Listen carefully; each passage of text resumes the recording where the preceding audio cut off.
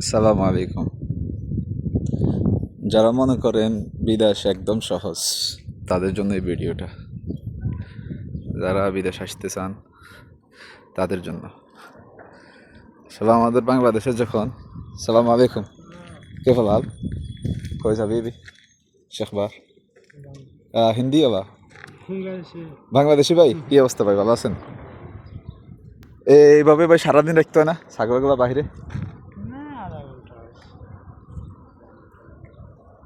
আসলে বিদেশ আমগো বাংলাদেশিরা তো মনে করে বিদেশ একদম সহজ, যারা বাংলাদেশে আছে ফ্যামিলি, রাইট?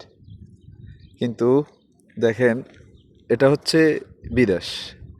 আমাদের বাংলাদেশে 20 ডিগ্রি যখন তাপমাত্রা পড়ে রৌদ্রে গরমে, আমরা অনেকে দেখা গেছে অনেকে বাংলাদেশে যারা থাকে পানির ভিতর যাই দৌড়ায় পড়ে।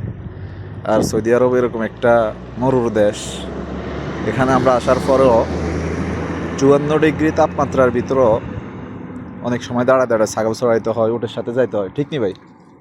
যেমন আমি যখন প্রথম আসছি আমি নিজেও করছি।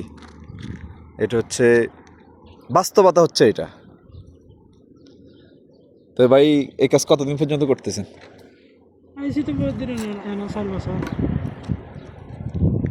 বাইরের বাড়ি হবে কোথায়? কিশোরগঞ্জ। যাক, যারা প্রবাসী আছে সবার জন্য দোয়া করবেন। আর অবশেষে আমরা তো সবাই ফ্যামিলির জন্য কষ্ট করি, প্রবাসীরা। আপনারা দোয়া না করলে করবো ওকে। এই পর্যন্ত আজকের ভিডিও। সবাইকে ধন্যবাদ। আসসালামু আলাইকুম।